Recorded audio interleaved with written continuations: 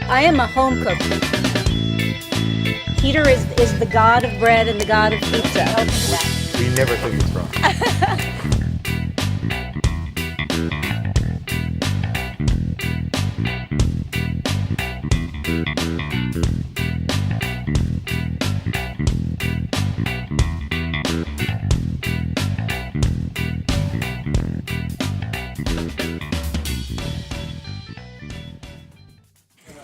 I'm standing here with Bridget Binns and Casey Biggs at the Forno Bravo Expo, and they've been cooking up a storm. They've got a really nice thing going here. Bridget is almost like the face of Forno Bravo's new line of ovens. The Bella. The Bella, which is what we're going to be baking in right now. Casey's going to be our oven master, and I'm going to let them go. What are you making?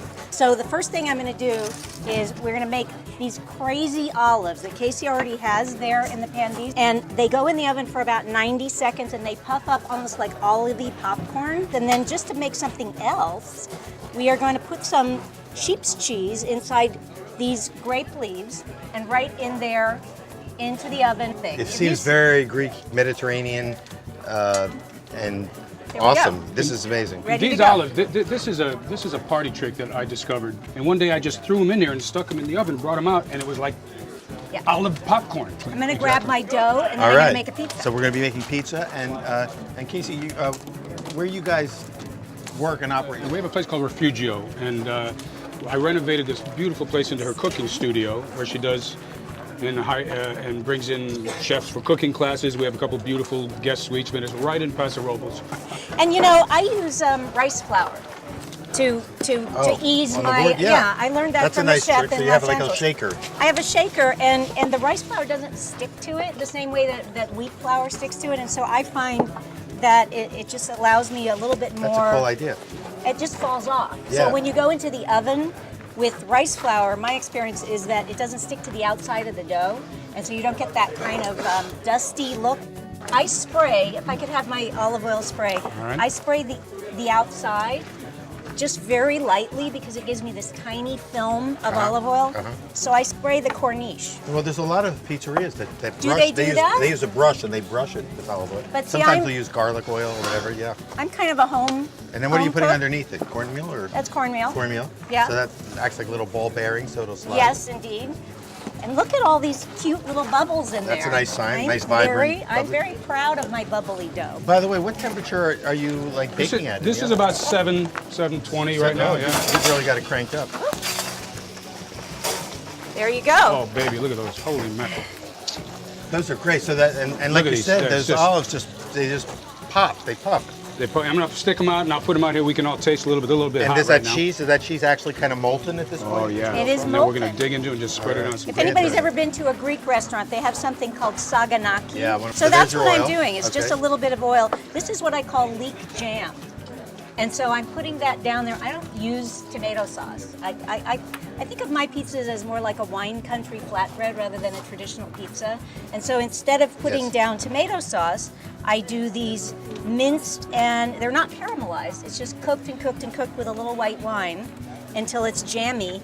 And then my secret ingredient. Let me smell it and see if I can totally my secret ingredient. Yeah. Who else puts lemon on a pizza? Anybody? He does. Now he's joined your tribe.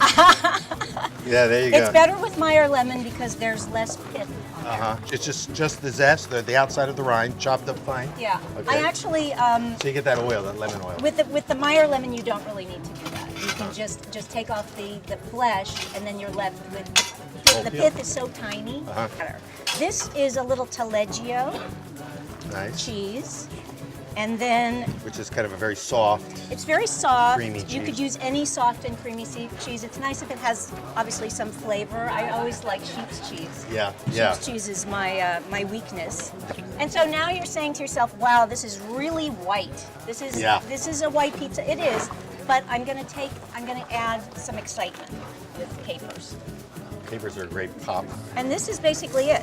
This is my pie. All right. Yeah, and it's ready to head in. Okay, pizza's going in. There it goes. At about 700 degrees. Yep. What does it take? About 2 minutes or so to bake? Tops, yeah. 2 minutes. I always bring out the coals to get the floor just as hot as it needs to be, so the top a and good the trick. bottom do at the same time. And this is, well, it's a wood-fired oven. This is a different design totally. Yeah. This is called the Bella. Bella. The Bella, a whole new line of Forno Bravo ovens, and it's metal rather than ceramic and clay. Because it heats up really fast. From the moment I light this fire to eat time is 1 hour. So I can get it up to 700 degrees in 25 So minutes. when it's all over, when you're done with the pizza, you put everything except the cheese in here with the chicken. So you've got all of your Mediterranean ingredients, your artichoke hearts, your olives, your capers, your herbs, your tomato sauce, and then put this in the oven the minute the pizza comes out, or your last pizza comes out. And now you've got these gorgeous chicken thighs. Some Got more an olive. plates if you want, yeah? So we got The olives are We've got pitted, the it's got olive, pits, so be careful. the grape leaf, the cheese, the melted taleggio on a piece of bread. I feel like I'm in a Greek Isle right now. We just happen to have a little bit of chorizo here. Oh, you So put we're gonna- chorizo in here too? Well, you know, Nice. I always put whatever is left over, honestly, except cheese, obviously. So you've got a lot of different things to work with. Chicken thighs, not legs or breasts. I use either boneless and skinless or bone on and skin on. It doesn't really make any difference. The bone in and skin on take just a little bit longer than the boneless, skinless ones, but I like the flavor of the skin, so I'm always going to look for these if I can. I'm going to come back later and cook with you again Yay. in this beautiful, different kind of a wood-fired oven. The Bella, which is a whole new way of doing it. And thank you, Casey. Thank you, Bridget. And you know, I also refer to him as my cinder fella. Casey is the cinder fella.